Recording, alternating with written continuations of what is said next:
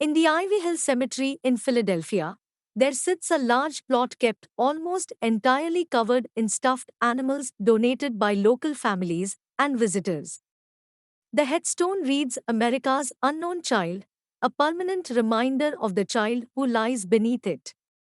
He was found dead and alone in a box, and no one could identify him.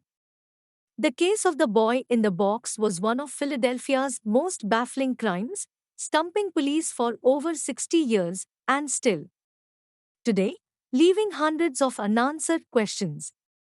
In 1957, a young muskrat hunter set out to check his tracks set near a park just north of Philadelphia. As he moved through the brush, he found a small cardboard box lying discarded on the ground. Inside was the naked body of a boy, wrapped in a plaid blanket. Fearing that the police would confiscate his traps if he alerted them to the box, the young hunter ignored it and resumed hunting. Several days later, a college student driving down the road noticed a bunny running alongside the highway.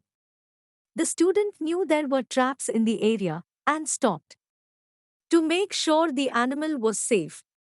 As he sifted through the underbrush searching for traps, he came across the box. Though he too feared interaction with the police, the student reported the body to them. Who was the boy in the box? Given that the boy was young, between 3 and 7 years old, police were hopeful that he would be quickly identified. However, once they saw the body, their hopes were dashed.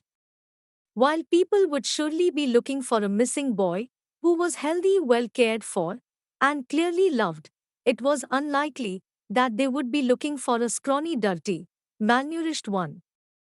Unfortunately, the boy in the box was just that. His hair was matted and seemed to have been recently cut as clumps of it still clung to his body. His body was severely malnourished and covered with surgical scars, most notably on his ankle, groin, and chin. Despite the fact that he looked abandoned, police fingerprinted him, hoping to find a match. Sadly, no one did. Over the next several years, over 400 000 flyers were sent out to the Philadelphia area, as well as other towns in Pennsylvania. A forensic facial reconstruction was done, and a drawing of a happy young boy was included on all of the posters.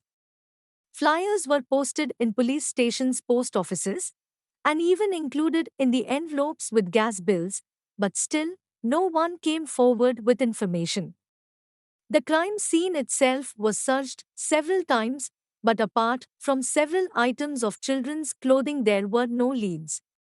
To this day, the boy's identity remains as much a mystery as it was in 1957. Though the case has run cold, the publicity and interest in the case by amateur investigators have turned up a couple notable theories throughout the years. Theory number 1. About the boy in the box. In 1960, an employee of the medical examiner's office was told by a psychic that the boy in the box had come from a local foster home. The police inquired about the boy at the foster home and found blankets similar to the one he had been wrapped in hanging on the clothesline, as well as a bassinet that was sold in the same box that the boy had been found in. The employee theorized that the boy had been born to the daughter of the man who ran the foster home and that his death had been accidental. Despite the employee's insistence of these facts, no connection was ever made between the boy in the box and the foster home. It wasn't until over 40 years later that another shocking theory emerged. Theory number 2. About the boy in the box. A woman referred to only as M came forward, claiming that the boy had been purchased by her abusive mother and abused for several years in her home. M claimed that after the boy vomited up his dinner of baked beans, her mother had bashed his head against the wall as punishment. Then she would attempted to bathe him, during which he had died.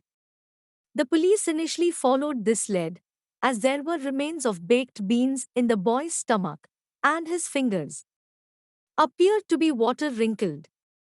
Those were both pieces of information that were never shared with the public. They were also encouraged by MS. Description of the boy as a small child with long hair. This fit with their theory that his hair had been recently chopped, as well as an old testimony from a man who claimed to have seen the boy being placed in the box near the woods. Unfortunately, police eventually let the theory slide as they were unable to verify MS claims.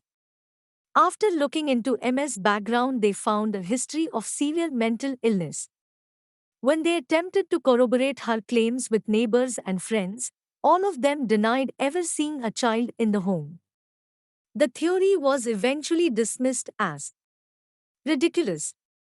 Several other theories have been presented over the years, though all of them have eventually been discounted. It seems that the mystery of the boy in the box might never be solved, and that America's unknown child could remain that way forever.